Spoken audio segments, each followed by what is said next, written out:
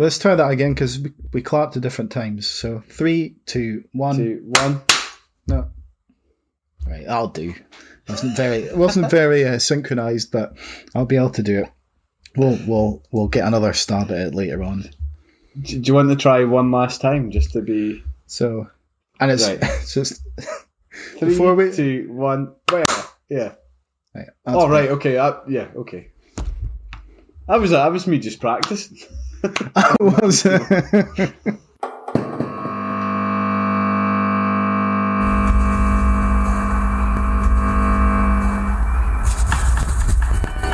share man's greatest thrill.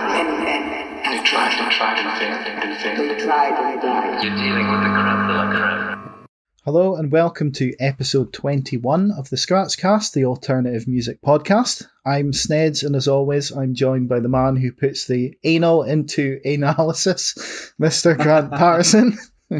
Hello. And we're just two Scottish loons who love to talk about music. I was quite proud of that one. I've been chuckling away at myself for a while about that. It's been a while since we recorded the last podcast. How are you getting on? Yeah, I'm doing well, man. Good. I was wondering if we should address the cover art from the last episode, because I kind of spunked my load on that. I just kind of put it up because I was like, I just want to use it, and it didn't really make any sense. Yeah, that's something we'd kind of talked about. We're like, it's good, it's kind of funny, but how are we going to use it? But you found a way. I used it, but I mean, it didn't really make sense. But the the pictures. So obviously the name of the last episode was "Smell You Waiter," so it's a Simpsons reference. Which you finished the last podcast by saying. Yeah, which I finished the last podcast by saying. So I took the scene from The Simpsons where that phrase is used, and I swapped the face out to be our faces, the face of Ralph and Bart. But I used cartoon pictures of us from from a tea towel, yeah, that we both drew when we were in primary school. Yeah. I don't know why. I don't know why that was a thing. You drew art. A little. It's art. You draw a little self-portrait, and it gets put on a tea towel, and then you take that home. Yeah, that was a recognised art form in the early 90s. Children's tea towel art. Children's tea towel art. It swept the nation, I think. Aye. So yeah, that's for anyone who was wondering. I'm sure no one was wondering what that was about, but there's the mystery has been solved. Revealed. It's been revealed. Okay, let's just move on from that then. Before we get started, I have been to a whole load of live music events since we last recorded. A mixture of live streams and some actual in-person events. So I've got a whole bunch of them here. I want to just quickly go through. So the first one, well, I don't know if these are even in order. They may be semi in order, but so I went to see Peat Diesel live in Elgin Town Hall of all places, and it was Elgin Town Hall is actually quite a good venue. It's decent, man. I've seen a few tribute acts there. Yeah, it's pretty good. It's actually a decent venue. Band were really good. I don't know how familiar you are with Peat Diesel, but they're sort of a trad folk punk band, I suppose is the way to describe them. And they did all the kind of fan favourites like Western Isles, Island, and their cover of Dirty Old Town, which is really good. And they just sound the same live as they do on the record, just really good sort of rocky folk band that sound like they're going to fall apart at any moment, which is pretty good. Yeah, it was a good gig, but right at the end, it's a strange one because it was all kind of when the sort of COVID rules were becoming a bit looser, and it was kind of well, you can. If you're walking through, you should probably wear a mask, and then you get to wherever you're standing or sitting, you take your mask off. But because it's, the northeast of Scotland, no one's giving a fuck. And majority of people weren't wearing masks at all. So right at the end, I think after the band had finished out, I was like, I'm going to go to the bathroom. So I put my mask on, I walked through the toilet, and when I came out, there's a group of folk, and they're all folk, I recognised their faces, they're maybe Keith folk or just folk I'd seen kicking about in the pubs over the years and that. And one of them, he just looked at me, he's like, what are you wearing a mask for, you wanker? And I was like, Uh, I genuinely didn't know what to say to him. I just kind of looked at him and sort of went, go fuck yourself, and turned around and walked off. I'm quite surprised a fucking fight never broke out. Well, I thought when I told him to go fuck himself, he would have nutted me or something. I hooked you in the back of the head. It was such a weird... Oh no, what he actually said was, what are you wearing a mask for, you wanker? Don't you know there's a war on? And I was like... What? It's like... What's... Like what? I don't know what the war in Ukraine had to do with it. But, sure, but somehow in my head, surely by that logic, it would make more sense to wear a mask somehow. I don't know why. I don't know. I think the point he was trying to make was like, why bother wearing a mask? We're all dead anyway. There's a war on anyway, kind of thing. But maybe I was a wanker. I don't know. But that was the end of that gig. It's just like welcome back to the Northeast. So that was good. So anyway, the band were great. The crowd not so much.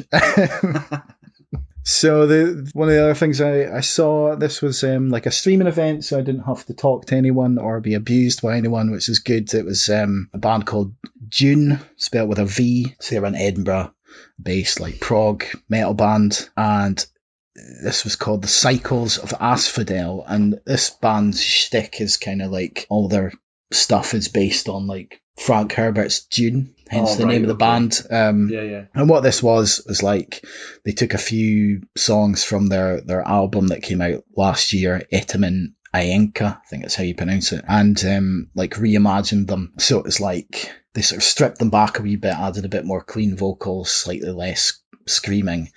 It was still really heavy, loads of riffs, and you know, it was in the Biscuit Factory, which is about 10 minutes away from where I live, which is quite cool to see. There's loads of kind of like strobing lights, and like they were performing like in the shadows and all sorts of stuff. So it was a really, really cool visually. And they also had a guest violinist and vocalist. Her name's Lissa Robertson, who I kind of recognised her in the video, and then it was at the end when I saw her in the credits, I realised she had performed with Gefahrgeist at Hidden Door last year when I saw them, so that was quite a nice little connection there. So yeah, that was really good. You can't watch it anymore, it was like a one-off thing, but the songs, you can get the live version of those songs on Bandcamp if you want to listen to them. So worth checking it out if you like the band, and I'd say if you're a fan of like La Bestia de Gevaudan, then that would be up your street as well. 1, 2, 3, I got 4 more. Try and get them through as quickly as I can. I told you I'd been to shitloads. So yeah, I'd been shitloads. The next one, I just mentioned Gefahrgeist, so I watched a live stream of them on the Limbic TV, YouTube and Facebook. Well, I watched it on the YouTube channel, but you could watch it on both YouTube and Facebook. They played versions of Nuclear, Graceless and Parasites, and yeah, it was really good. I think Conscious Root was supposed to join them for the 7-minute Epic Orbit, but I think he had COVID, so he couldn't make it. But yeah, it was a good set, and shout out to Limbic TV, who I didn't really know anything about, but they've been doing like loads of live streams all throughout lockdown, and basically just like helping promote underground Scottish music. I think they just set up like a random studio somewhere and set it up to be able to do live streams, and just started inviting bands to play. So if you go on their YouTube, there are loads of recorded streams on there of just like loads of underground Scottish bands, which is a pretty cool thing. Yeah. So shout out to them and to Gefahrgeist. I also went to see Unto Others at the Mash House. So Unto Others are like an American metal band. They're signed to Roadrunner Records, which is quite a big label for metal, but surprisingly they were in like the smallest room in the Mash House, so it was like a good opportunity to see like an up and coming metal band in like a really small intimate venue. And their thing is kind of like a mixture of, it's like heavy metal mixed with horror punk and goth metal and a bit of classic rock, so they've got a really cool sound. Like the vocalist sounds a bit like Pete Steele or Glenn Danzig, maybe sort of echoey kind of like deep vocals. They do the sort of Iron Maiden dueling guitar kind of thing. You get sort of Slash style solos, and like thrashy Metallica kind of style riffs. So a very cool band. Like they've sort of become one of my favourite bands over the last few months, and they did covers of Misfits songs, a Thin Lizzy cover, a Ramones cover as well. So yeah,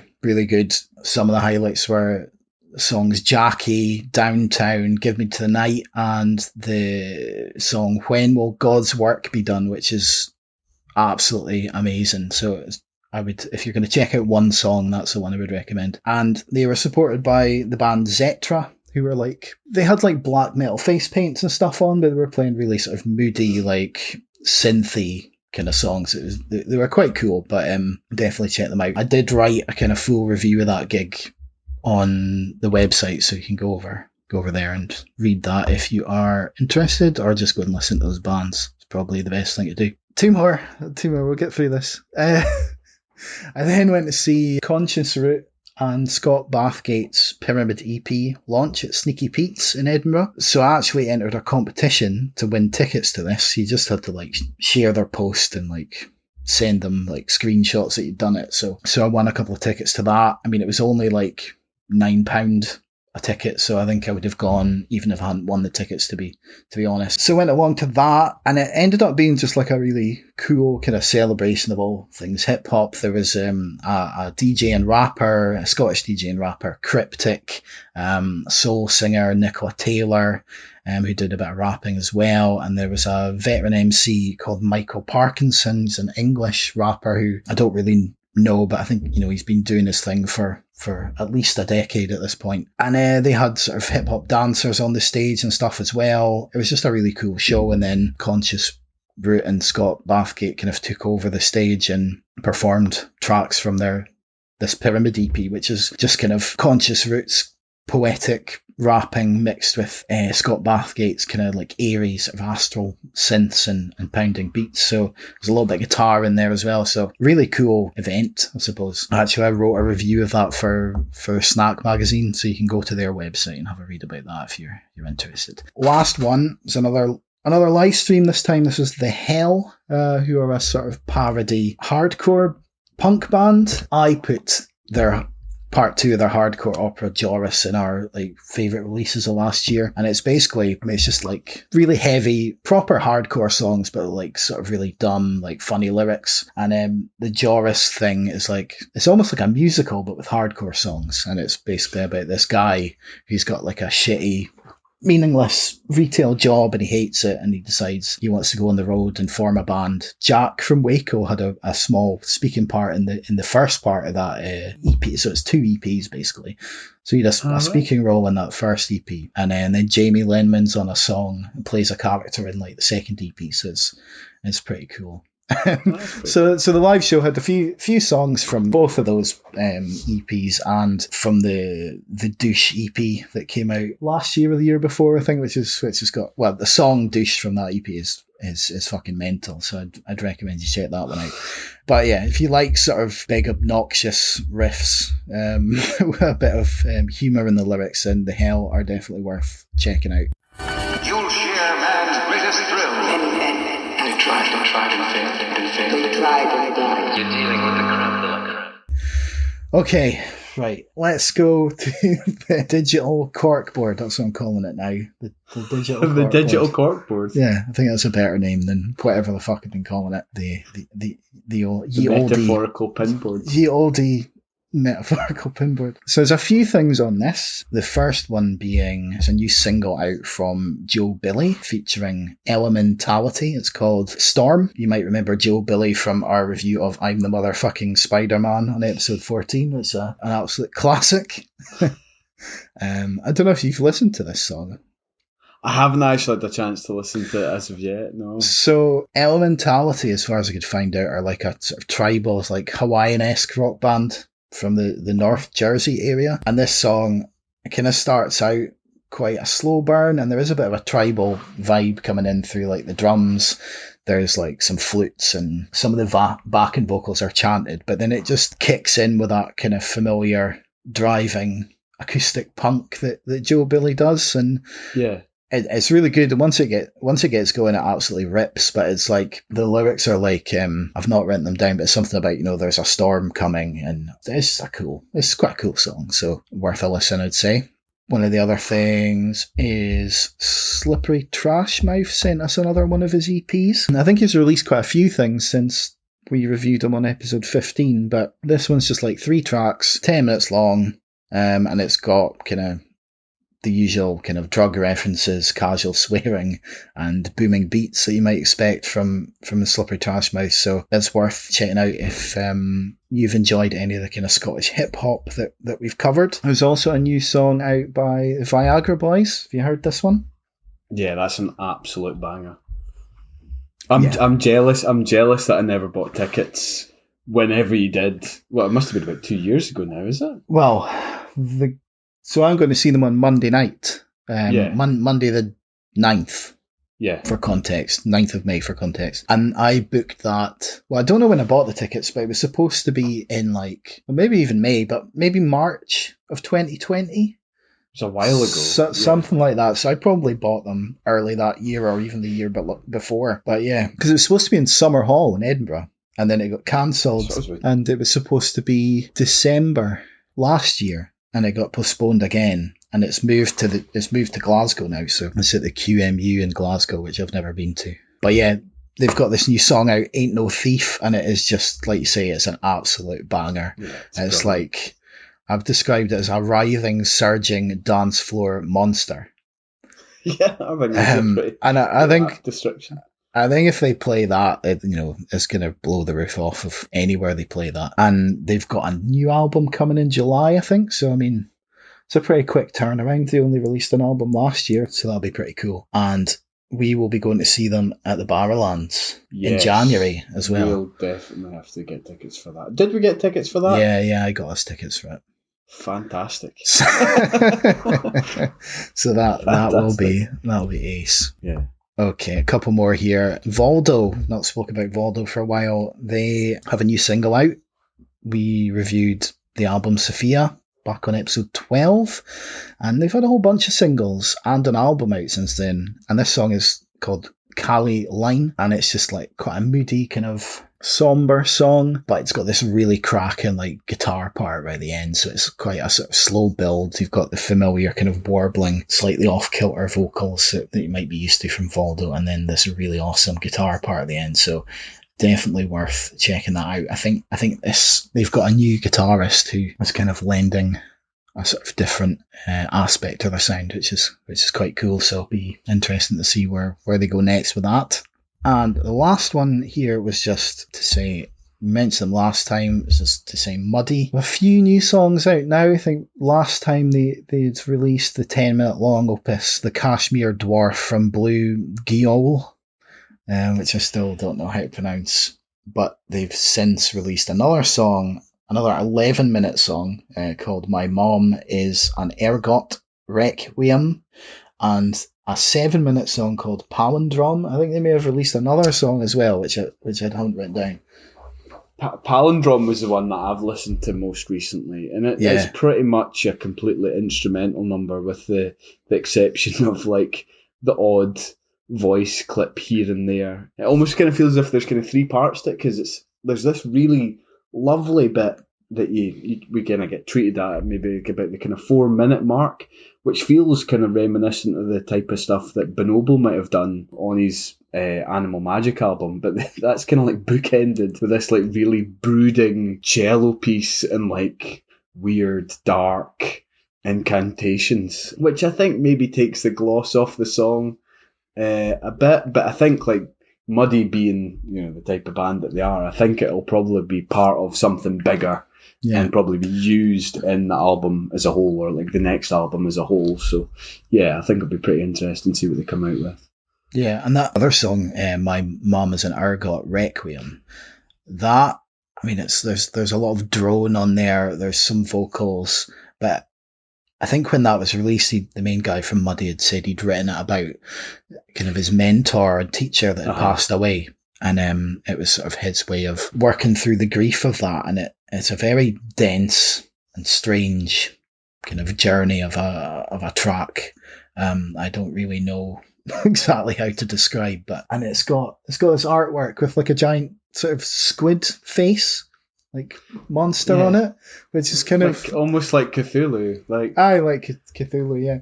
And that was kind of, I think it was a little bit of a weird misunderstanding when the he sent us the Kashmir Dwarf song, and you'd responded saying, "Oh, it sounds a bit like Squid, like the band Squid." And I think he misunderstood that as like an actual squid.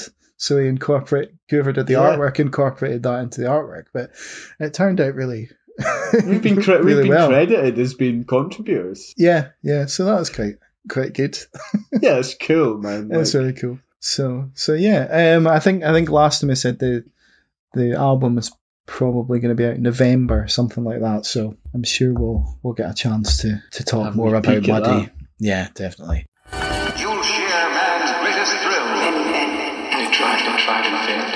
They tried and died. You're dealing with the creme de la creme. Right, bloody hell. So, what else have we got on this month's show? On our single swap, we're discussing Circles by Hamilton, Ontario's alt-rock shoegazers Basement Revolver, and Everything Is Going to Be Alright from experimental New Zealand producer Princess Chelsea. On Submission Corner, we've been sent the single Dominoes from Halifax, Nova Scotia's garage punk rockers Shoulder Season, and the single Some Call This Normal from Scottish singer-songwriter Callum Baird. And finally, our album selections this month are The Unravelling of Pup the Band, the fourth full-length release from Toronto punks Pump, the debut album Growing Up from Los Angeles garage rockers The Linda Lindas, and Stoned Weekend, the debut album from New York's alt-psych country band Drug Couple. So, we've got quite a lot to get through here, and I feel like I've talked for like 20 minutes solid already. Okay, man. So we should just kick off. Should we kick off with the single swap then? Yeah, let's just do the single swap, which we do every time, where each of us gives the other a single to listen to. I've already read out the single swap singles, so I'm not going to repeat myself, which I normally do. So I'll let you kick off. We'll just go for it. So Snedds gave me Basement Revolver, or Circles by Basement Revolver last time. It was released on the 21st of January at the start of this year. It was released on Sonic Unvon Records, or Unvon Records, I'm not 100% sure how you pronounce that. It's approximately 3 minutes and 49 minutes long, so just under the 4 minute mark. The band have released it as part of a 4-track EP by the same name, which then went on to form part of the band's sophomore album, which is entitled Embody, which released in February of this year. As Snedds quite rightly said, the band themselves are a 4-piece band from Hamilton, Ontario in Canada. The song itself kind of opens with this kind of like soft female vocals with lyrics that seem to explore themes of kind of mental health or struggling to come to terms with mental health. This is accompanied with some kind of floaty, almost hypnagogic soundscapes, which are quite interesting to kind of listen to and, give off this kind of dreamy kind of atmosphere. There's a slight tonal change, maybe about the kind of 47-second mark, with introduction of a kind of driving drum beat. And that, I don't want to say the song doesn't really change all that much. There is some stuff going on behind the scenes, but I think for me, being in the type of job that I'm in, being in the healthcare industry, sorry. I thought the lyrical content did a really good job of capturing what it's like for someone who struggles with anxiety and self-doubt, with, lyrics such as, something said in the passing, another panic attack. That leads on to another panic attack, or, the lead vocalist experienced another panic attack. The vocal refrain at the kind of 2 minutes and 30-second mark of "Do you feel guilty? Do you feel guilty?" That kind of repetition, which I kind of felt hit so hard and found really effective. That was a kind of standout moment for me in the song. So, yeah, I thought it was pretty good, man, to be honest. Yeah, like that line you're talking about there, "I hope you feel guilty." It's like the protagonist of the song has been subject to some kind of traumatic experience, and that's was my thinking. Yeah, there's this the line that goes, "I've always wondered, do you feel guilty for the way that you forced it? Did it feel good taking advantage? I fucking hope you feel guilty." So there's some heavy stuff in there. Like, I think from what I read on their Bandcamp page, as the band went through a bit of a hiatus or did they go through a bit of a hiatus, or there was a kind of period where they were just kind of resolving some of the issues that the individual members were having at the time. So I imagine this song, and probably even lots of the songs on that their sophomore album, Embody, are probably kind of quite autobiographical. Yeah, I think so. Yeah, I like this a lot. I mean, like you said, it opens with these kind of tender, sort of breathy female vocals. There's a sort of subtle bass rumble where kind of these quite far away sounding guitars, and the verse kind of kicks in with some crashing drums. The bass booms a bit more. It's like reverberating guitars. Still stays pretty laid back and low tempo, but I think the kind of melodies of the vocals are the thing that kind of keeps it engaging over the length of the sort of 4 minutes of the track. And it's slow, it's ponderous. There's a bit of a kick from the drums and a bit of a drive from the percussion there, but I mean it's also really catchy. Like the repeated line "running in circles in the dark" is something that's been stuck in my head for quite a while now. It just keeps popping into my head. It's a really cool line. And yeah, there's, like you said, there's the elements of mental health and depression and anxiety. There's another line that I've written down here, which is try to take each day that comes one step at a time, decluttering my mind. I'm always fighting with my own head, which that was quite sort of poignant. So yeah, I really like this. What did you rate it? I've given it a strong 8. Yeah, I've just said an easy 8 or 10, so it just kind of walks into an 8. Really, really good song. And I still haven't gone in on the album properly. I keep meaning to, but I think like you say, there'll be quite a similar vibe throughout the album to this, like both like thematically and in the way it sounds as well. Mm-hmm. Cool. Yeah, I think I've kind of dipped in and out of the album, but not really kind of taking the time to properly listen to it as a. Mm-hmm. Cool. Okay, that was sorry. No, I'm interested to see what you'll make of the Princess Chelsea song. Totally. So that was Circles by Basement Revolver. Forgot to take my meds again. Seems like there's nothing to control it. When something's said in passing, another panic attack. Running in circles in the dark. I've always wondered, do you feel guilty for the way that you forced it? I'm always fighting with my own head, can't get out of it.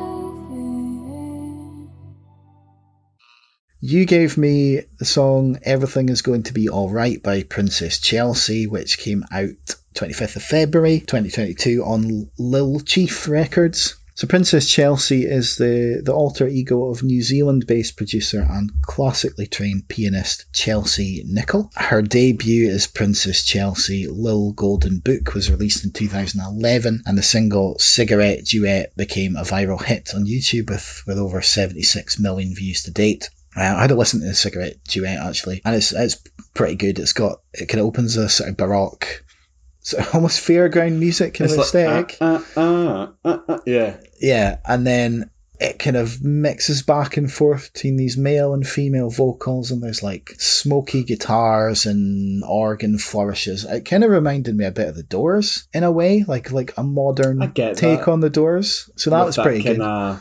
Whiskey bar kind of feel, yeah, definitely. I can see that, yeah. So that's a good song. She's since released a sci-fi concept album called The Great Cybernetic Depression in 2015, which I haven't heard, but sounds right up my street, and a covers album called Aftertouch in 2016, and an album called The Loneliest Girl in 2018. Cover album I had a quick listen to. It's got a super weird version of Come As You Are, Nirvana's Come As You Are on it, which I'm not fully on board with. But she does a good cover of Elvis Presley's Can't Help Falling in Love. She's just like a weird, I don't know, it's not like a dance version of it, but it's electronic, synthy kind of weirdness. It's quite good. What about the actual song you've given me? Everything is going to be alright. It opens with this kind of grumbling bass line and a sort of childlike vocal melody. Sort of, she's singing like a la la la kind of thing. It's got this kind of drum thump about it with like a sort of Americana sounding guitar groove that actually, they reminded me a bit of that BC Camplight song we covered like way back when. I only drink when I'm drunk. I only drink when I'm drunk. Yeah, there's a little bit of that kind of American noir kind of thing, I think, is what I'm taking out from that. There's a kind of brooding, sort of mysterious quality to it that I'm really into. And it's got some kind of quirky elements reminding me of like some of the stuff from sort of more recent Pixies albums, like the song like Silver Bullet or Silver Snail, like those kind of weird tracks from Indie Cindy and Beneath Theory, yeah. So those two tracks in particular. My favourite bit of the song is probably the section in the middle where there's these sort of chanted vocals, almost like she's in a trance, where she's singing, I am in love and strong as love can be. It's brave to be in love. Sometimes I feel weak. Everything is going to be all right. And it's just over this kind of rumbling bass and guitar chug that kind of slowly builds to a sort of quite a subtle crescendo, but it is a crescendo nonetheless. And there's this little kind of tinkling keyboard flourish in there as well, and it's just really, really cool. Yeah, I'm well into this. I'm really quite surprised. Really quite surprised. I was kind of at a loss as to what to give you the last time we recorded, to be perfectly honest. And it was a bit last minute. Like, I really enjoy this track as well. But I think one of the only reasons why I kind of picked it out was because I'd kind of rediscovered her album, The Loneliest Girl, and I was getting really into that. Yeah. And then I just noticed that she'd released that track, and I was like, yeah, gives us an excuse to kind of talk about Princess Chelsea. But yeah, like, obviously, I've kind of been going back and listening to some of the music that we're covering in preparation for today, and I was like, I really don't know if Snedds is going to like this, man. So I'm pleasantly surprised. Yeah, I mean, I like some weird stuff, so. But no, I mean, when you said Princess Chelsea, I was like, oh God, what's this going to be? But what the fuck's you giving me now? Yeah, I mean, probably a similar feeling as to when I gave you Olivia Rodrigo. Hey, I gave Olivia Rodrigo a 10 out of 10. Yeah, that's true. But when I first said that's what I was giving you, you probably like, what the fuck is this? I think when you said to me, yeah, she was previously like a Disney childhood star or something, I was like, what the fuck? But no, man, I mean, that's a fucking banger of a song. Yeah, definitely. It's a good album. Yeah. And yeah, this is a really good song, so I would say I will go back and listen to The Loneliest Girl.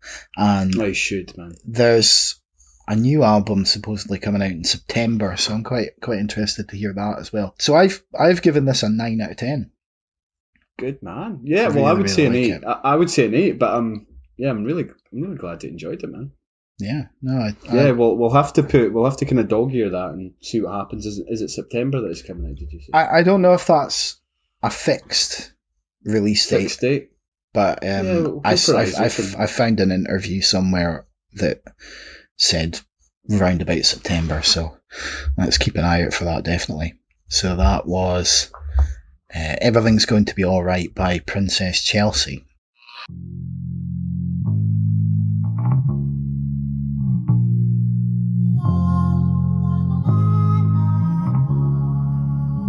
My boy, he wrote to me.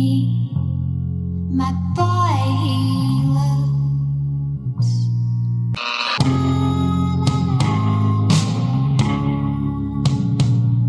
Everything is going to be alright.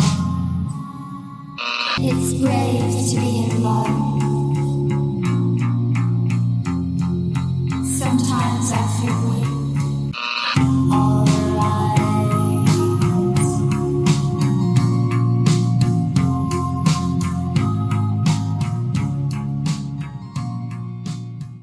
Okay, what have you got for me for next time round then? So I have got you Weird Nightmare, or Wrecked by Weird Nightmare. So the band's Weird Nightmare. So this was released on the 26th of April on Sub Pop Records. It's approximately 3 minutes and 39 seconds long, so again, just under the kind of 4-minute mark. The single was released from the band's upcoming eponymous debut album, which is due out later on this month. I think it's due out in a fortnight's time, so I think it's due out on the 20th of May. So Weird Nightmare is the brainchild of the band Metz's guitar and lead vocalist Alex Edkins. I'm not familiar with Metz's stuff. I've heard the odd song. This is Metz with a Z, M-E-T-Z. Yeah. I've heard the odd track from them, but I don't know them that well. It's good. It's got a proper kind of, see what you make of it. It's got a bit of a kind of shoegazy kind of feel to it, kind of reminiscent of a wee bit of like bands like Guided by Voices. It's not a band I'm familiar with. But you will, like, I think a few of their tracks have been used in TV over the years. Though, to be honest, the only reason I'm aware of Guided by Voices was from an episode of the IT Crowd, or the IT Crowd. Oh, right, okay. I probably have heard them then, yeah. Called Game of Pricks. What better game? What better game, yeah. Alright then, so that is Wrecked by Weird Nightmare. Yeah. Featuring somebody called Bully, but I don't know who that is. Bully. I'm not sure. I've got you something a little different to that. It's called A Heretic's Inheritance by an experimental hip-hop duo from Newark, New Jersey. They're called Dalek, I think is a cool name. That is a cool name. And this song at least there are similarities to this with the NYC duo Arm & Hammer. There's a bit of a kind of industrial bite and grit to this, but it's also got like a kind of extended like DJ mix feel, and there's a bit of more of a bounce to the vocals than Arm & Hammer, which reminds me more of the likes of Run the Jewels. So, it's sort of a mixture of a few things, and yeah, I just thought it was quite cool. So there you go. Cool, man. All right. Sounds good. All right. You'll share man's greatest thrill. They tried and failed. They tried and died. You're dealing with the crap de la crap. Let's move on to Submission Corner then. So it's time for Submission Corner, where we discuss and review the albums, EPs and singles that bands, artists and indie labels have sent us directly. If you're listening and have something you'd like us to hear, then you can send it over to us at theheadscratcher@outlook.com or direct message us on Facebook, Instagram and Twitter. So first off, we are talking about the single Dominoes from all-female indie rock punk act from Halifax, Nova Scotia, Canada, Shoulder Season. That's where Kestrels are from, isn't it? Yeah, I think so. Yeah, and I think a member or members of this band were in a band called Smaller Hearts, which is a band I discovered through Chad Peck's Twitter, I think. Oh, right, okay. So there's a wee bit of a connection there. I like this band's Spotify bio. They describe not too hard, not too soft, not too old, not too young, or something like that, isn't it? Yeah, I've written the whole thing down. So it's not too hard, not too soft, not too young, not too old, not too hot, not too cold. We're Shoulder Season. Karen, Mel, Christina, and Meg. So I just thought it was a nice little bio. It tells you all you need to know. So the band actually sent us this back in March. And apparently the bassist had been listening to our monthly playlist and discovering some new music through that.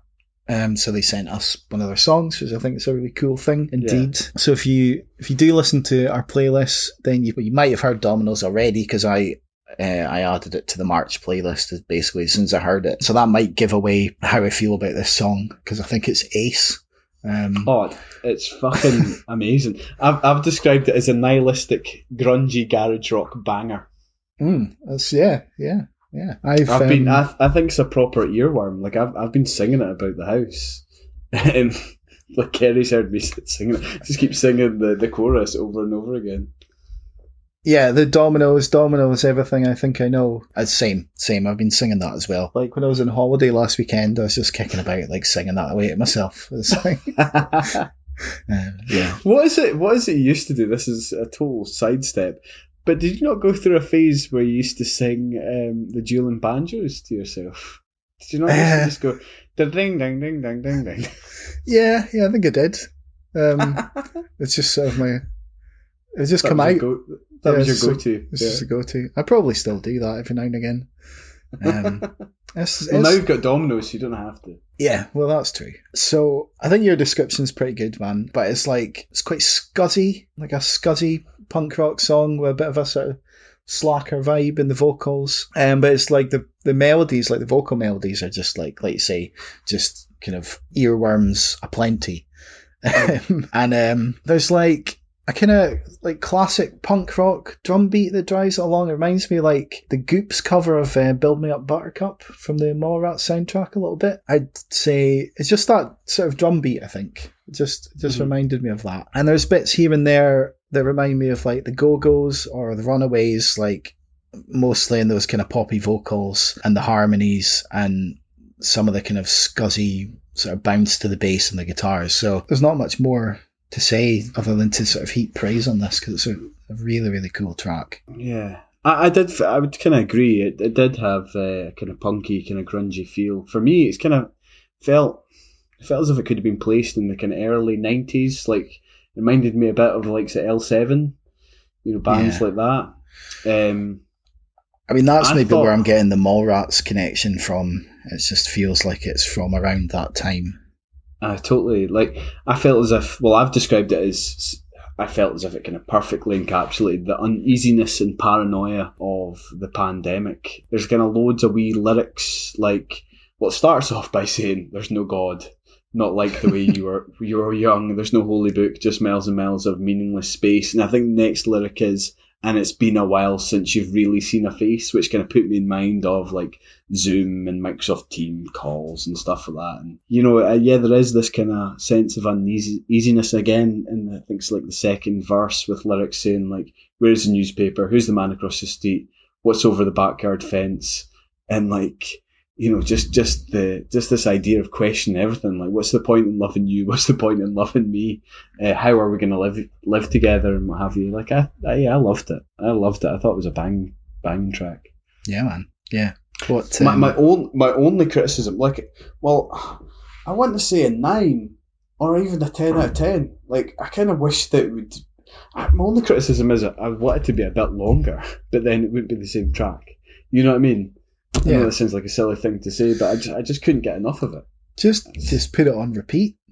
Sorted. Well, there's that option. Just play it on repeat.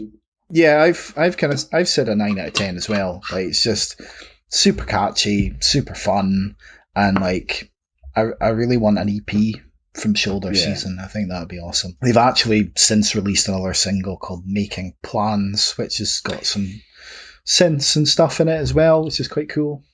Mm-hmm. Yeah, I did have a wee listen to that. Yeah, so that's cool that Shoulder Season sent this to us, so looking forward to hear more from them. So it was Dominoes by Shoulder Season. There is no God, no life when you were young. So tell me, brother, how are we gonna live with each other? Dominoes, everything I think I know. What's over the backyard fence and where do single people meet? What does this button do? It's all lined up in a row, just waiting for the wind to blow. Dominoes. Okay, next one is from Callum Baird, a Scottish singer-songwriter, and it's called Some Call This Normal. And Callum sent us this in March, about a month before the actual release date. But the song's out now, so you can listen to it wherever you get your music. And it's a collaboration between Callum and a German musician called Tobias Thiel, I'm not sure exactly how to pronounce his name. And it's heavily influenced by contemporary folk music. And Callum said in his email that this track is for anyone trying to maintain a positive outlook amidst seemingly never-ending negative developments in the world, from COVID to war to climate change, which leave us all feeling like everything is coming apart at the seams. What did you make of this? I quite enjoyed it. I would say that it kind of did. I never actually realised it was a collaboration between Callum Baird and the kind of German Yeah. guy that you were kind of speaking about. I did feel as if it was a kind of pretty straightforward acoustic number. Opens with your favourite slide guitar, or there's elements of that in there. I think it immediately kind of put me in mind of the likes of Jerry Cinnamon, but I think that's maybe just because of the kind of Scottish accent being accompanied with a kind of acoustic guitar.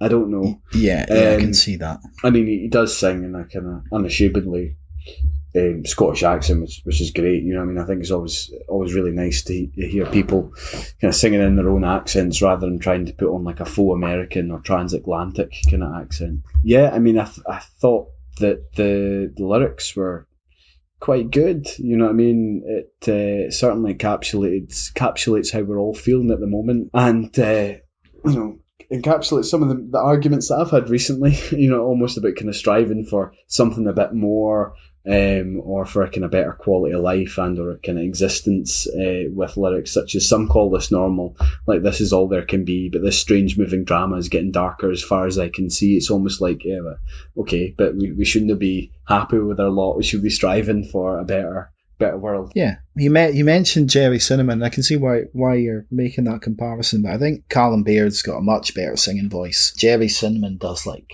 I think he double tracks all his vocals, or at least it sounds like he does. Really? But and yeah, he's all right. But I think Callum's got a much stronger singing voice, quite a commanding voice. I think that he's got, and kind of makes you sit up and take notice. I mean, I would compare him a little bit to Michael Timmins, I suppose. He's got that kind of light Scottish twang, but you know, you can clearly hear everything he says and understand everything he says, which is what you want when you're trying to tell kind of relatable stories, I suppose. Yeah. And yeah, it's mostly Callum with an acoustic guitar and that little bit of slide guitar. I quite like it, the slide guitar actually, which is, and there's more slide guitar on this episode I think as well. you like slide. I think you like slide guitar, man. Closet fan of slide guitar.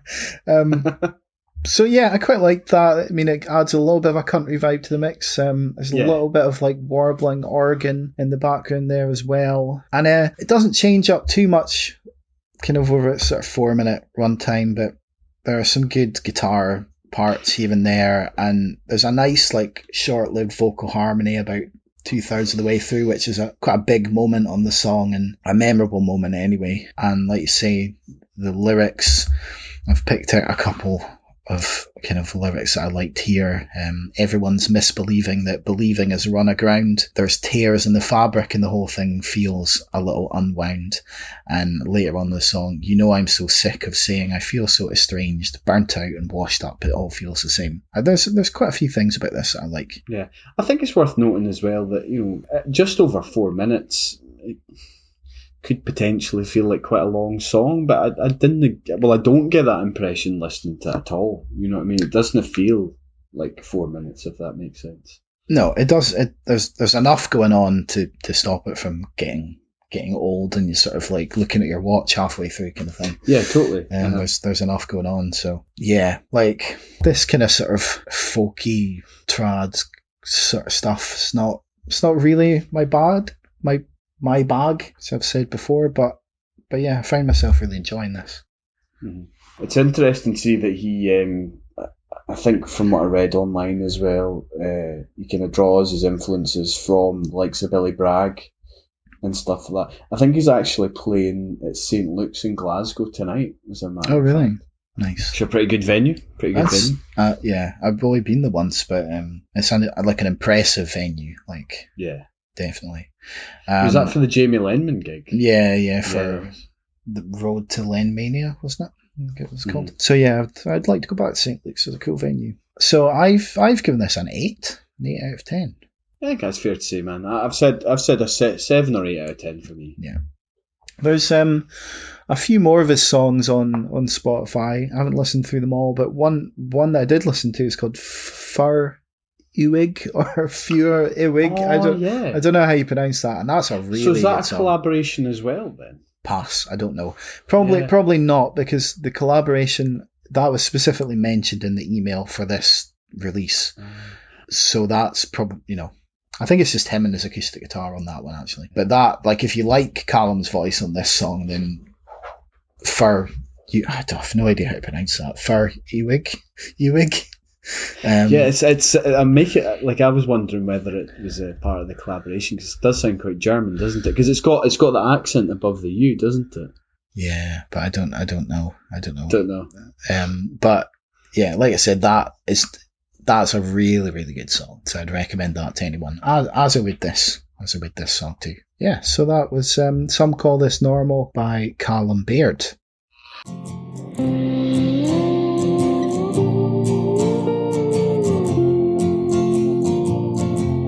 Well, everyone's chasing the sunshine, 'cause these days it ain't here for very long.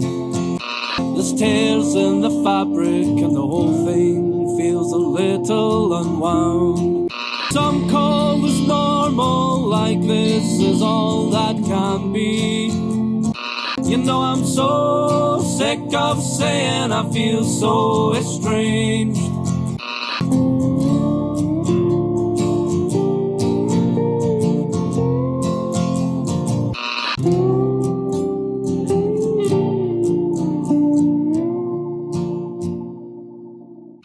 Right, we're flying through these onto the onto the album reviews. Then I've got Pop first. I don't know if you want to start with Pop. I think Pop is first, actually. Okay, so this is The Unravelling of Pup the Band, the fourth full-length release from Toronto punks Pup. Pup are made up of Stefan Babcock on lead vocals and rhythm and guitar, Steve Sladowski on lead guitar, Nestor Shumak on bass and keys, and Zach Michaela on drums and percussion, and the whole band provide backing vocals at key moments in the songs. If you listen to our favourite albums of all time episodes, then you'll remember that Pup's third album, Morbid Stuff, snuck its way onto my list at number 20, which, given it had been out for less than a year at that point, is pretty insane. But on that album, I was particularly taken by the band's knack of just crafting song after song, rammed full of hooks and sing-along moments, combined with this sort of ramshackle drive and energy that just never failed to put a smile on their face. And the kind of lyrical content was both morose, morbid, and humorous at the same time, which is, I just found to be really engaging. So Morbid Stuff was my entry point to Pup. Their previous two albums are also excellent, and with the This Place Sucks EP that came out in 2020 also being a belter, this new album has got a lot to live up to. Have you got any prior sort of experience with Pup? I haven't, man, and I'm kicking myself now after listening to this album, to be honest, because if their previous albums are anything like this, then they're bound to be great. Much like you were just saying there about, the third album, there's so much hooks in this album. It's littered all over the place in terms of the kind of musical arrangements, the way they deliver the vocals and lyrics themselves. It's a brilliant album. Yeah, like this one doesn't open as swiftly as like the title track of Morbid Stuff did. It instead kind of opens with 4 chords, which is like peppered throughout the album. There's like a little kind of sort of story going on there, story. And there's a few sort of interlude tracks, and the opening song, 4 chords, transforms from this like little lilting piano driven number into like a massive kind of bombastic theatrical piece. And there's like a really funny moment in there where Stefan hits this bum chord, just before the kind of song takes off, and he's like, "Oh fuck," and it just perfectly typifies their sense of humour, and it's a great way to start the album. But that kind of sets the scene for Totally Fine, which is kind of kicking into like a proper pop banger that's got all the sort of trademarks that I've grown to love, and the thundering drums, the squealing guitar lines, these crunching punk riffs, and these kind of massive shout along gang vocal moments that they just make you just want to sing and get involved with. And actually the last minute of that song goes a bit more theatrical and reminds me a bit of like Creeper's Sex, Death and the Infinite Void. So it's like, that's quite a cool way to end the song. Yeah, I never actually thought of that, but now that you mention it, I can see that. I can see that. Yeah. I thought there was so much going on with these songs, man. Like, and I don't know, I really didn't know what to expect. You know, from Totally Fine, the second track, we go into Robot Writes a Love Song, which is probably one of my favourite songs on the album. I think it was released as one of the singles as well. It was, yeah. It's really quite distinctive. There's a bit of a kind of tonal change there from the kind of first song. It has some really interesting kind of laid back electronic drum beats in there, particularly kind of during the first verse section of the song, which for my money almost kind of felt as if it had like a bit of a kind of Supertramp-esque vibe to it. The song kind of builds momentum and becomes kind of more textured. Like, I mean, there really is a lot going on there underneath the surface. Lyrics are really interesting as well. It kind of talks about somebody dying, I think, and then sort of reloading somebody's consciousness back up onto a computer or back up onto a machine, which I thought was quite cool, quite interesting to listen to. Yeah, this is one of my favourite songs on the album for all the reasons you've mentioned, and like the lyrics that go, "Oh, the first time I saw you, I confess, you nearly put me in a cardiac arrest. It's way too much data to process." And later on, there's the bit that goes, "Black Hole Sun on 102.1 FM. I think I'm going to self-destruct if I ever hear that song again." I think Pop's lyrics are just brilliant, and I can totally relate to not wanting to hear Black's Whole Sun ever again, because I remember when I was at school, that was on like constantly, like every day. Like, you come home from school and put on the music channels, and Black Hole Sun was always on, and like I used to love it, but it's just, yeah, I don't want to hear it ever again. But yeah, played to death. But yeah, Robot Writes a Love Song. What a brilliant song that is. It's so weird, like that sort of woozy, kind of jangly guitar riff that opens it up, like and repeats through the song. It's just so unusual, and to the point where, like, when it was released as a single, I was like, I'm not sure about this. Like, it's not. I wasn't sure if it was really pop, but it absolutely is pop. it's strange. I've got nothing to compare it to. I've got no real frame of reference, because I think in my mind they were just going to be a straight up punk band, but they're anything but, you know what I mean? And I suppose, you know, we've kind of said it time and time again, you can't really categorize people or bands in that way. No, totally. And now that I listen to that song, I'm like, I can't believe I thought that kind of thing. It's a weird, like, why, you know, it was odd that I thought that, but at the time I think it's just because the band are developing their sound in such a way, which is always good for bands to do. They just develop their sound rather than stick to, you know, churning out the same thing over and over again. So so it's always a good thing when it works out like that. What about Matilda? How do you feel about Matilda? Yeah, I mean, again, it was another real standout track for me. As I said before, there's so much kind of hooky elements. That vocal refrain during the kind of chorus, maybe kind of pre-chorus section of "But I Was Everything You Need," for me, it just kind of really drew me in. Yeah, I really enjoyed it as well. You know the story behind that song? No.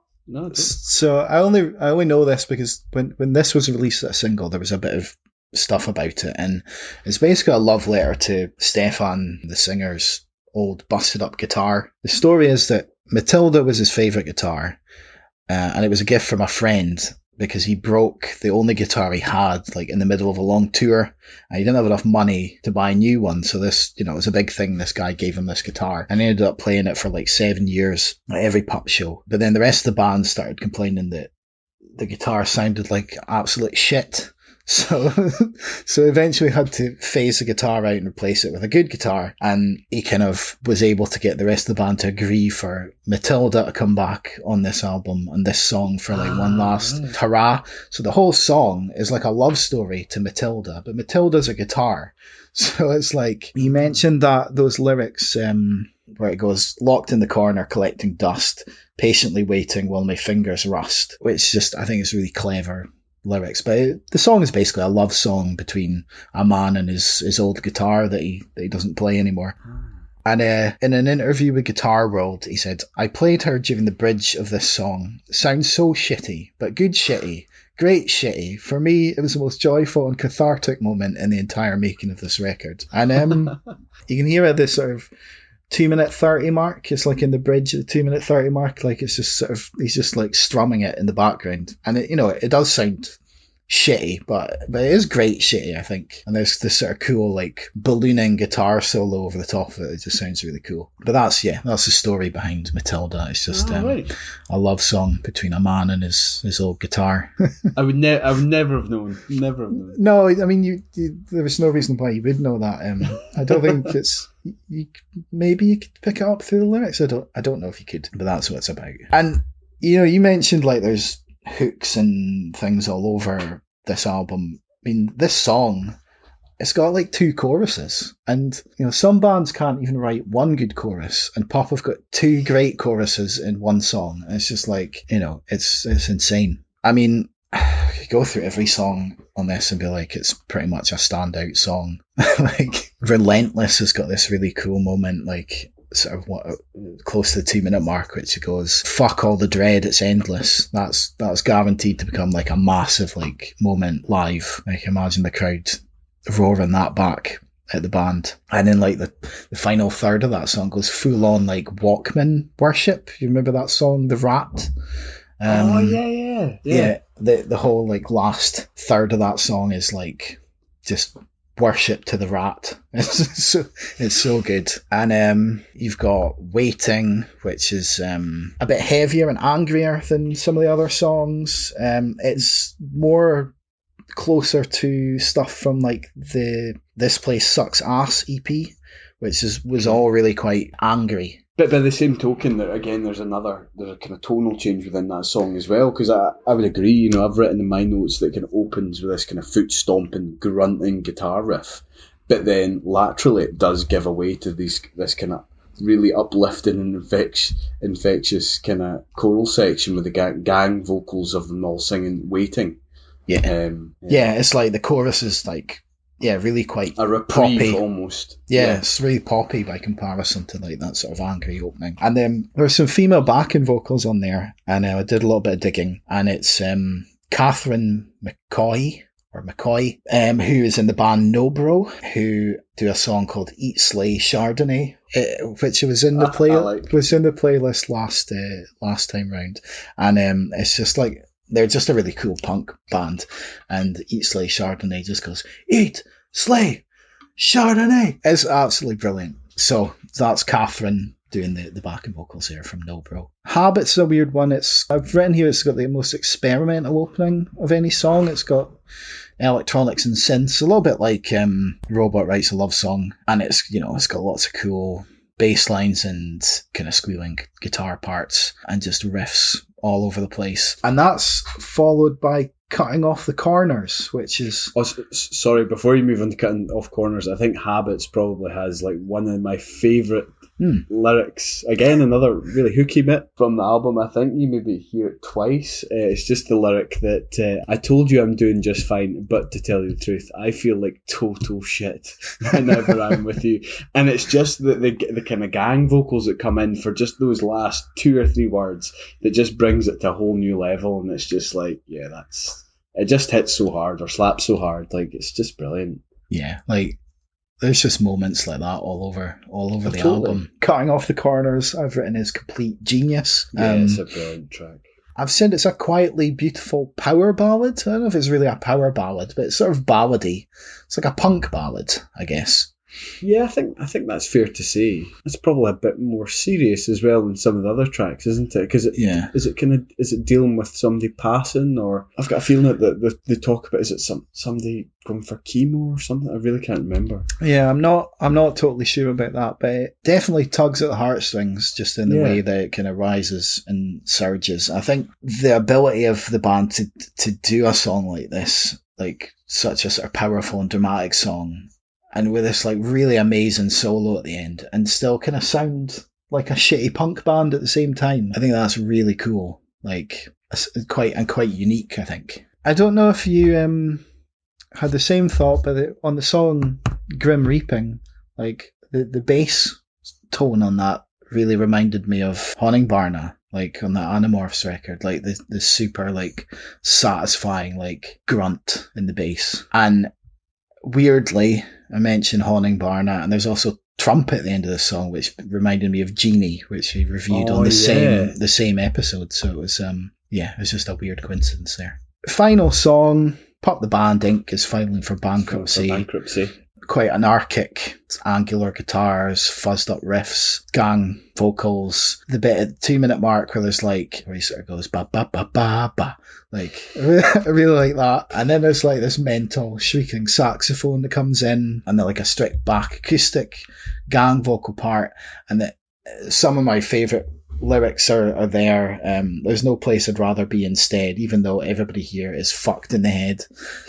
So I think it's a great line. Yeah, so it's a good way to end the album. And we said before, there's these little kind of interludes that talk about, it's almost like talking about the recording process and how it's been like done by committee, and the board of directors are sort of driving quarterly meetings. Yeah, because I think like in the first song, that 4-chord song, as you said, I suppose it's a bit of a song into how the kind of album was created. It's quite tongue-in-cheek. I think one of the lyrics is that, we've spent all the company money on something that nobody wanted.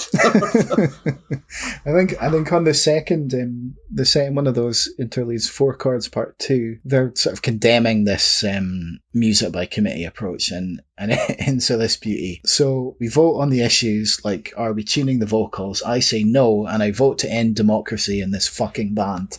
Which is brilliant. Like, I love that kind of morbid humour that you find all over pop songs. So, I mean, I'm fully in love with this.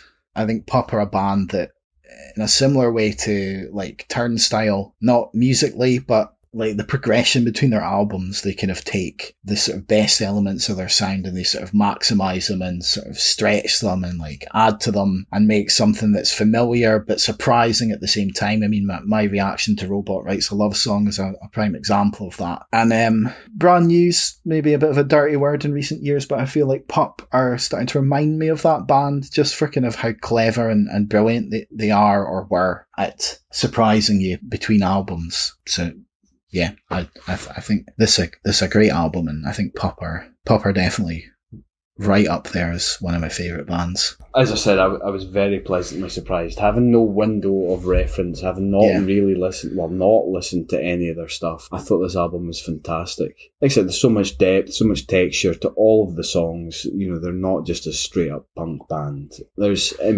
a lot of ingenuity in all of these tracks. And it's so refreshing. And I think that there's loads in here just to keep your attention. There's no low points at all. Like you can't say like, well, okay, how many tracks are there? 12 songs, sorry, if you include the kind of the interludes. Yeah. By and large, you get a decent album. You maybe like 4 or 5 songs. All of these are, as you said, we could pick out every song as a standout track. So yeah, I know. Well, should I tell you what I've given it as a rating? Yes. Because I think I already know what you're going to rate it as, I think. So I've given it a strong 9 or 10 out of 10. Yeah. I've gone straight in with a 10. And I was kind of hovering on a 9 because I was like, I don't know, but the more that I listen to it... What's the reasoning, I suppose, yeah. I was kind of like, the more I listen to it, the more like I find these little bits that I sort of cling on to, and that's the sign of a great album. It's like every time you listen to it, you find something new to enjoy. And I was kind of hovering on a 9. I was like, why am I giving it a 9? Just fucking give it a 10. Like, get over it. And more. To mention Honenbarra, sure, they contacted us being like, give us a 10 out of 10, you cowards. It was like, they just quite funny because they were kind of poking fun. Obviously, I'd in a nice way. Like we tried to translate some of the song titles, and they were like, "Yeah, you're right. That does stand for I Hear or I Want or whatever it was." And also, it is a tale of the Monkey King discovering something or other. Yeah. Yeah, and then I think I messaged them back and said, "Oh, thanks for getting in touch. Album. It's a really great album." And the boy was like, "Give it a 10 then, you cowards." I was like, "Yeah, it's funny as fuck." So I'm just going to get over myself and give this a 10. And bam. I think morbid stuff is a near perfect record, and I would give that a 10 out of 10. I mean, it made it onto like my top 20 albums of all time after having had it for 9 months or something. And I think this is just as good, and in many ways it's better. So I can't give it anything else but a 10 out of 10, I don't think. Good man. It's going in the Hall of Fame. It's going into the Hall of Fame. What a band. What a band. All right, so that was The Unraveling of Pup the Band by Pup. All your friends, they hate my guts. They only listen to noise punk or nothing.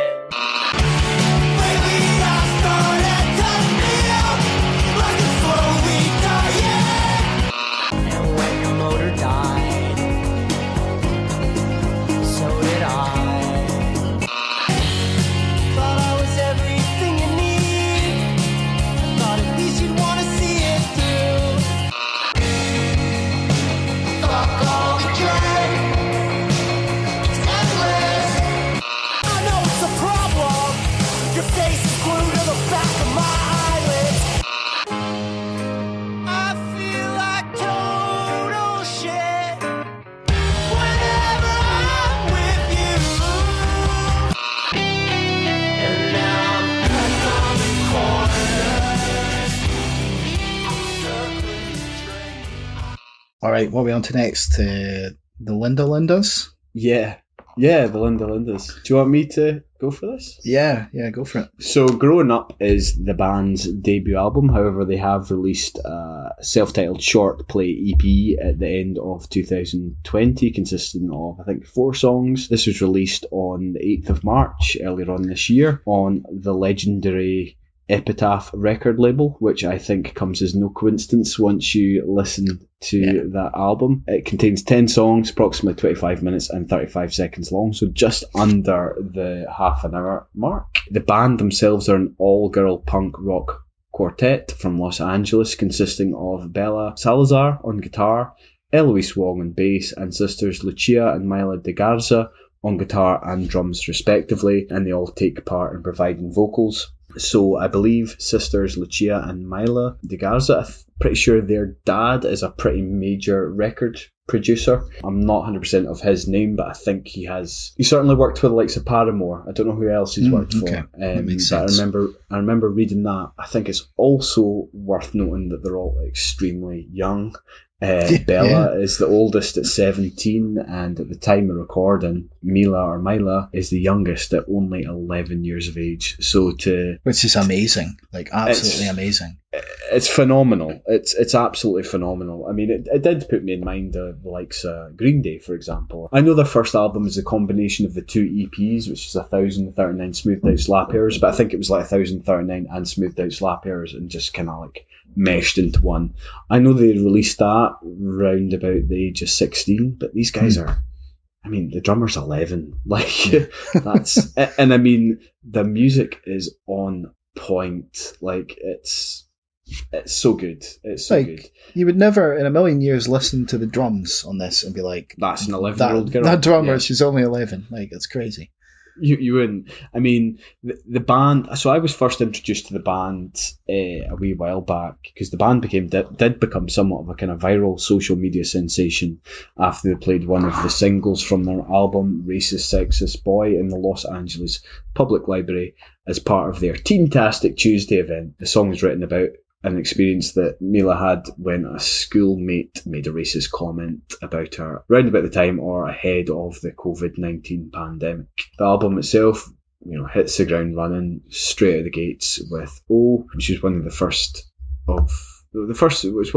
singles released from the album. Mm-hmm. It's a really kind of punchy garage rock stomper with lyrics that explore the idea of self-doubt with kind of fist-pumping gang vocals, which are bound to be a massive crowd pleaser. In my opinion, the album goes from strength to strength, with the second song in the album's namesake, which opens with a kind of strong, hooky and engaging loud, quiet, loud setup, which I found really effective. I think it's worth noting as well that I think, and I'm not 100% sure, but it does seem as if the band changed vocalists from one song to the next. That was my impression anyway. I don't know if that's necessarily true, but it certainly feels different enough like I think there's a definite difference between all of the songs, which for my money could have helped keep the album quite fresh.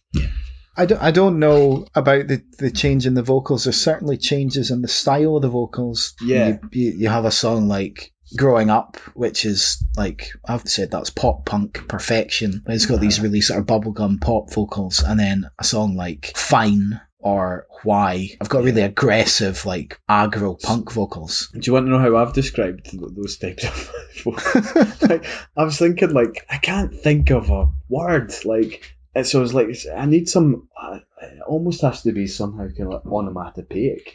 And the one that I could come up with is like, bleh, like bleh vocals. Because it's just, it's not quite slackery. You know what I mean? It's not like, you know, we've described like bands like Dinosaur Pile Up or what have you, and we've described them having kind of slacker-esque vocals. I don't think these are the same. So the only way I could describe it was that kind of like, bleh, just like total, there's a proper like fucking attitude and swagger in the vocals. Yeah, just like they don't seem to care at all. It's just that total nonplussed like attitude. It's like there's like a snarl almost to it, and like aggro is the sort of is the way I would describe them, sort of in your face. Yeah, I mean, I as I said, I think it comes as no coincidence they're on Epitaph Records. I mean, that was like, I think most of the albums I was listening to when I was growing up and first started listening to music were on Epitaph. And certainly songs like Fine, Why being probably one of my favourite songs on the album, is, for my money, reminiscent of kind of early NoFX. It reminded me of one song in particular, but I couldn't quite put my finger on it. I tried my hardest to find it, but couldn't find it. I thought it was maybe The Bag, which is on White Trash, Two Heaps and a Bean. But again, it does kind of remind me of the stuff that they released from one of their earliest albums, which was called S&M Airlines as well. Even down to the kind of timing and like the setup of some of their songs. So I was all over this album. Yeah, I think there's a lot of like familiar, I don't want to say punk tropes because that makes it sound like it's like derivative, but like homages, I suppose, just to that kind of simple punk rock songs. And like, I think there's a reverence for those kind of classic bands, I'd say. You can just hear it in the music. Yeah, there's a lot of good stuff on here. The first track, like, I've been driving about listening to this album because it's only like, yeah, just like taking a hand off the steering wheel going, the album's only like 25 minutes long, so you can just slap it on and blast through it like it's over in no time at all. And it's just a sort of whirlwind of like pop punk and punk rock. All the songs on here are really good. You've got Nino, which is... that's a more slackery kind of one, which is just about a cat that kills mice and rats. That reminded me a little bit of Shoulder Season, actually. We were talking about them earlier, just the vocal style there. I mentioned Fine and Why, which have both got those kind of aggro vocals. Remember, I've described that as an absolute bop. And I think that's one of the best songs in the album. One of the best choruses. Do you know what it kind of reminded me of in a weird way? I've described it here as like an uplifting pop punk, almost pop punk version of Daft Punk's Harder, Better, Faster, Stronger. Okay. Just in terms of the lyrics, it's not, it's just the lyrics. Yeah, I can't quite remember what the lyrics are off the top of my head, but there is an interesting juxtaposition. You know, we've talked about these kind of aggro or kind of blur kind of vocals with loads of attitudes, but there's a lot of kind of uplifting bits in here as well. You know what I mean? Is it Remember? I can't remember what song it is, but one of the lyrics is, you know, I almost like, you know, every day is... I can't quite remember. It's like, but everything's like, I've lost my train of thought now, to be honest. The line I've written down from that song is from the chorus. It's, I can't remember the first thing I did today. I can't remember why I tried to run away. And that's like the really catchy lines from the chorus. I wonder if you're talking about Magic, because Magic's got a sort of weird, like, it's a little bit different. It's sort of catchy. Well, they're all catchy. It's not different.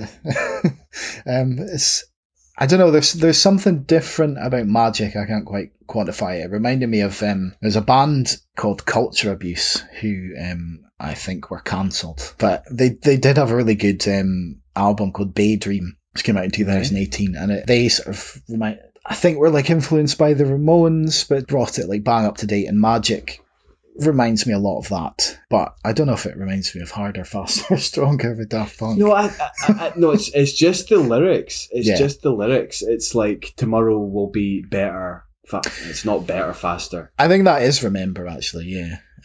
Magic's about, like, I haven't written it down, but the chorus is like, what if magic was real? And it's almost like saying if magic was real, it would be like a curse kind of thing. Yeah. Magic's not, wait, that's one of the other top 3 or 4 tracks on this would be Growing Up, Magic, and Remember, probably for me. Although it feels kind of redundant even bothering to say that, because there's only really one track on here that hits me a little less than the others, and that's Quantus Victus, which it's not that it's a bad song, it's a good song, but it just breaks the vibe of the rest of the album for me. It's like a bit, it's sort of more alt rock and sort of Latino, I guess, because the lyrics are in Spanish, but it feels almost like it doesn't fit. I would have to agree with you there. Yeah, if there's one track that I probably don't really pay all that much attention to, or have skipped, it probably will be that one. Yeah. But, you know, it's still a decent song, and it kind of shows that there is a bit of a versatility to the band. And you mentioned Racist Sexist Boy before. That's the closing track.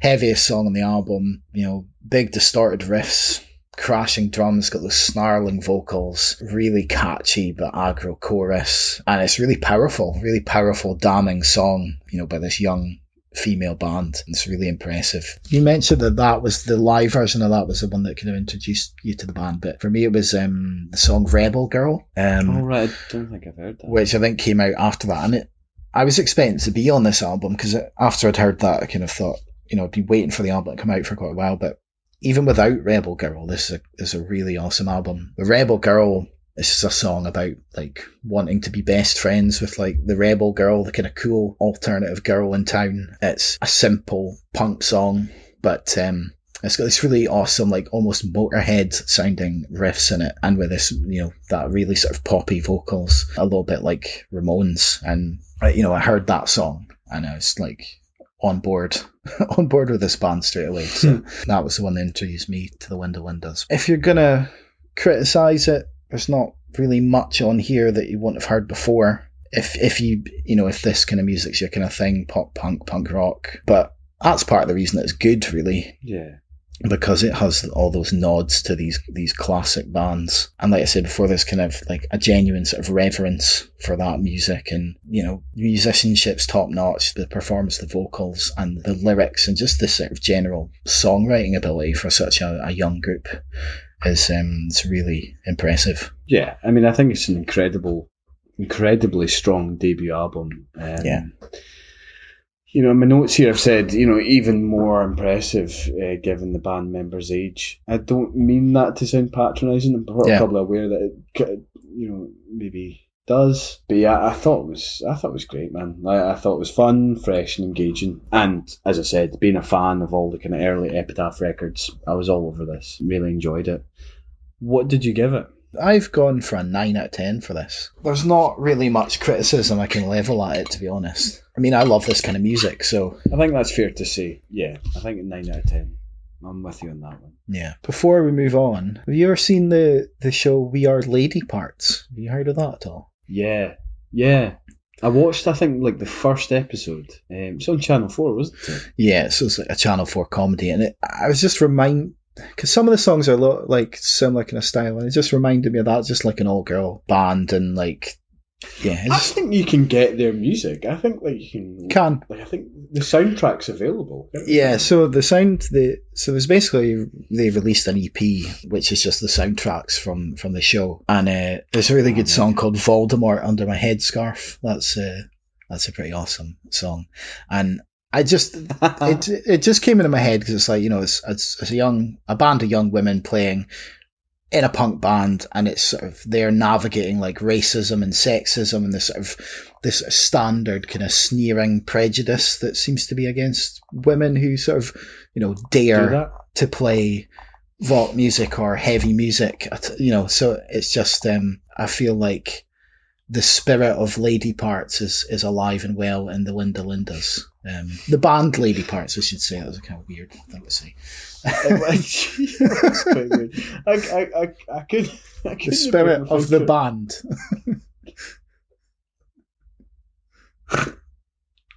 You need to watch yourself, son. No, that's a weird thing to say. But I'll take you away. If that's not taken out of context, it makes complete sense. Yeah, just don't isolate that voice. So anyway, We Are Lady Parts is quite cool, quite a good show. It's not amazing, but some of the music is pretty good. And listen to Linda Lindas and then watch that. I think it makes a quite a good like pairing. Yeah, I would agree there. Anyway, right. So that was Growing Up by the Linda Lindas. When I see something, I wish I had shut up.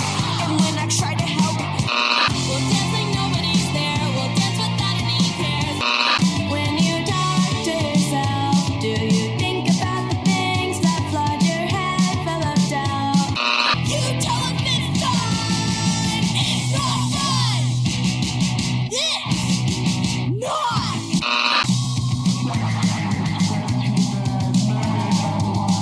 I just cut myself away, and I can't remember the first thing I did today. If I wasn't visible, no one would judge me for wanting to be by myself. You wanna make it like the boy! You say I think you've got your episode title. The Spirit of the Lady Parts. The spirit of Lady Parts is alive and well. Yeah. Oh, me. So the final album we've got here is Stoned Weekend by Drug Couple. This was released on the 18th of February 2022 on Paper Cup Music. It's 10 tracks long and roughly 46 minutes. So Stoned Weekend is a debut album from New York City's alt-psych country duo Miles and Becca Robinson, aka Drug Couple. I think alt-psych country I can't even pronounce the word genre anymore. As a genre seems fairly fitting. Genre. Seems fairly fitting, as there's a mixture of like alt rock and psychedelic rock and bits of country kind of all over this album. The title track on this, Stoned Weekend, just kind of immediately impressed me. I think like sort of dense layers of guitars and these kind of psychedelic like synth lines, and like I've described the overall sound as like Lynyrd Skynyrd or Buffalo Springfield like after a bong hit. Like it feels like slow, like it feels like Sweet Home Alabama, like in slow motion, which is actually far better than that sounds. Like I don't know how you describe it. Yeah. I mean, it feels very country, but there's psychedelic elements in there as well. I mean, there's quite a few tracks on here that reminded me a bit of like Jefferson Airplane, also Chairlift. Do you remember Chairlift? Yeah, I remember Chairlift. Yeah, but particularly with that kind of male and female kind of vocal juxtaposition, maybe more of a kind of less direct and avant-garde Chairlift, because they're a bit out there, I suppose, at times. Yeah. Also reminded me of some of the tracks on the first Puma Rosa album as well, particularly towards the end of the album. There's a song called Wild Child, like that. I think there's kind of like the odd hint and kind of frill of like a clarinet or a kind of saxophone in there somewhere in the background. So yeah, that kind of put me in mind of Puma Rosa. I think there's a lot of depth and texture to all of these songs. Yeah. Lemon Trees, which is track number 3, that really stood out for me. I think that was one of the singles released from the album. I really like that one.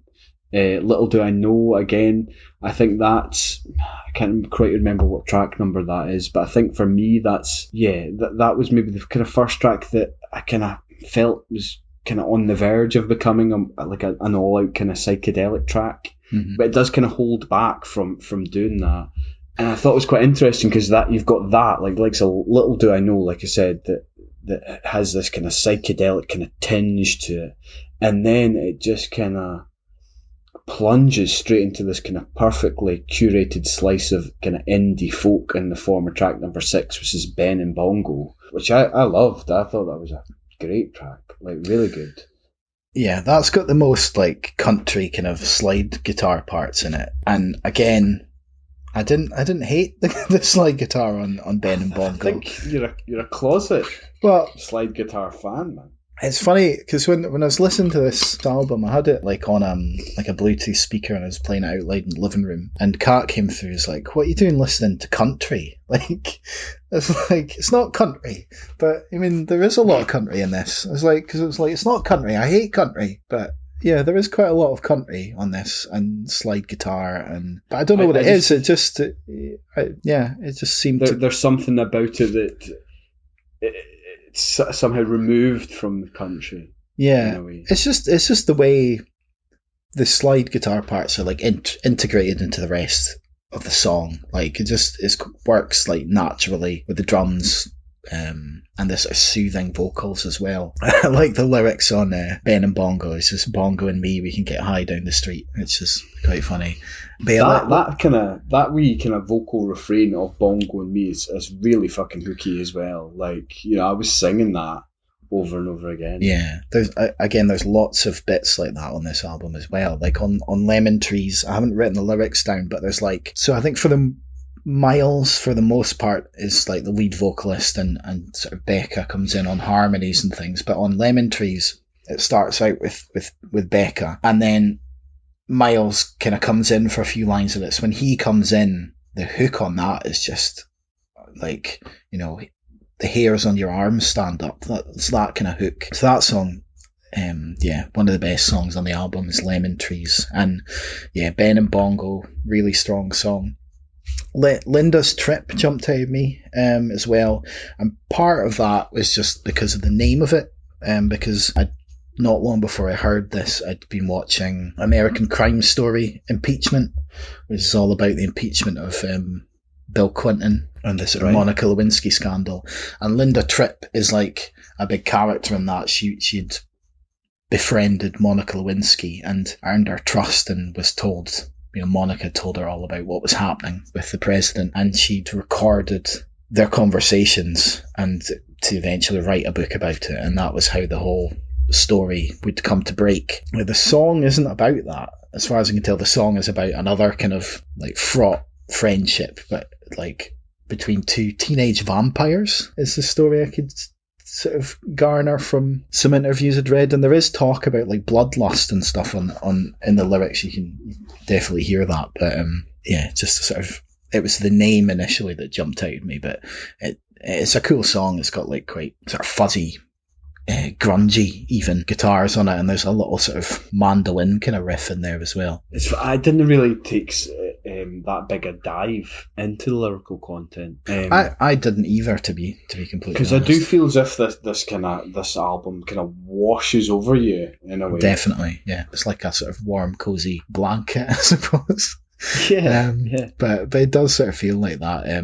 You mentioned Wild Child before, which is, it's got a sort of tribal drum beat to it, and it's got that sort of Americana, sort of noirish quality to it that I was talking earlier about Princess Chelsea. Like, totally different, but there is that sort of kind of broody, sort of noir aspect. And I think that song is about a werewolf. Like, or maybe the werewolf is an analogy for something, but it's like she howls at the moon, like "Ow" is one of the lyrics. So, but it's probably an analogy for something rather than just being directly she's a werewolf. But you never know. Anyway, it's a good track. It's a good track, and I like the way that the album closes basically with the same song. Like Still Stoned is basically practically the same song as Stoned Weekend. It uses a lot of the same hooks and lyrics. Stoned Weekend, I hope this weekend never ends. Cool. Well, nice lyrics. So yeah, I think there's lots of bits on here that reminded me of like grunge bands. Like, I think that's fair to say, because I think track number 8 in particular, Our December, I mean, that opens with a fairly generous dollop of kind of fuzz and reverb. There's a bit of kind of grunt in the guitar riffs there. Yeah, I think they've mentioned like Dinosaur Jr. as like an influence. Right, okay. I think there's probably some Neil Young on here. I think Miles's vocals remind me on occasion a little bit of Eddie Vedder in this sort of mumbly, sort of almost, you sometimes can't really hear what he's saying because he's mumbling. That kind of element of Eddie Vedder's singing style. And I hear like little vocal melodies that remind me of like Nirvana, like as well on occasion. I mean, it's not. The songs don't sound like Nirvana, but there's the odd sort of little vocal hook that just reminds me of a sort of Kurt Cobain intonation sort of thing.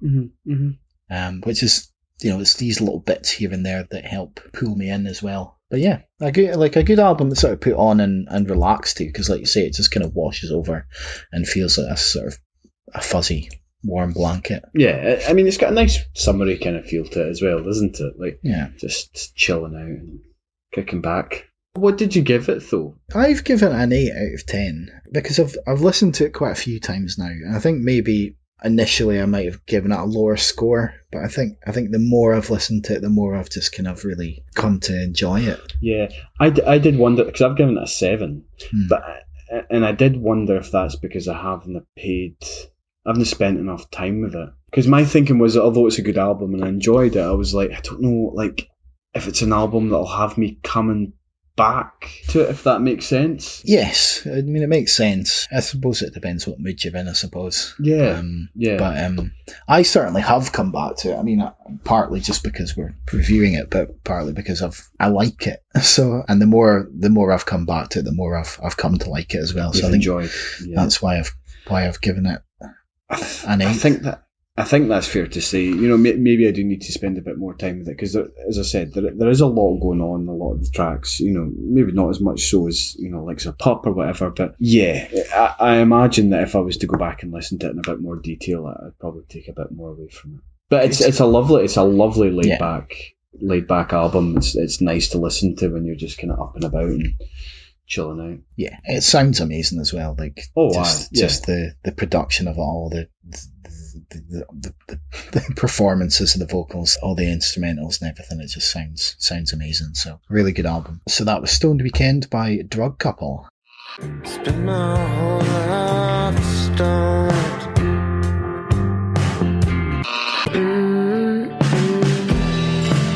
Don't mind when the distance hits our mind. Show me your sister. Your sister said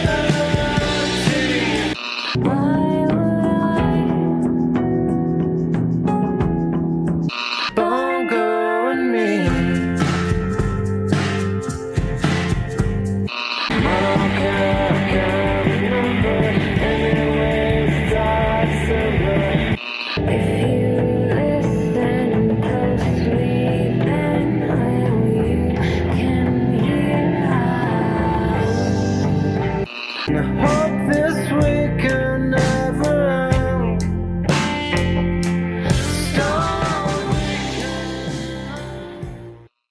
Okay, that's us done. So that's another episode of the Scratch Cast in the can. As always, we'd love to know your thoughts on what we've covered, and if you do like any of the bands or artists covered, then make sure you send some love their way. If you want to support the show, then make sure you subscribe to the Scratch Cast wherever you get your podcasts, and please leave us a nice review. This helps spread the good word. If you want to support us further, then you can buy Grant and myself a coffee at buymeacoffee.com while you're there, and you can also leave us a message and let us know how you think we're doing, what we can improve upon, and what you think we should cover in the future. The link is in the episode description. If you'd like to be featured on Submission Corner, then send your submissions to theheadscratcher@outlook.com or message us directly on Facebook and Instagram at theheadscratcher or on Twitter at Scratcherhead. Don't forget, you can also head over to theheadscratcher.com to find pop culture reviews, recommendations, alternative music playlists, interviews, and of course all the previous episodes of the podcast. By the time you hear this, April/May's alternative music playlist will be out, and some of our choice cuts are Journey Proud by Tree River, Slipping by Conscious Root and Scott Bathgate, Tides by Becca Starr, The Scratches cover of Aerials by System of a Down, featuring the RTE Concert Orchestra, Don't Call Me Mojo by Otoboke Beaver, and Gabu ni Tai by Vie Farka Tuve. It's just totally nonsensical. So this one is a couple of weeks late, but I think it'll be worth the wait. Finally, if you made it this far, all that's left to say is thanks for listening. And as always, please tell your friends, your colleagues, your parents, and your pets. We'll catch you on the next episode. See you after. See you after. See you after. See you Cheerio. after. See you after, man. Cheerio. Alright. Do we have to clap now? Oh shit, I was about to, yeah, I've forgotten about that. So it's 3, 2, 1 and then clap. Okay. Okay. 3, 2, 1. Oh, you're too slow. Try again. There's maybe a delay on the video. Like 3, 2, 1. It's not finished. It's finished.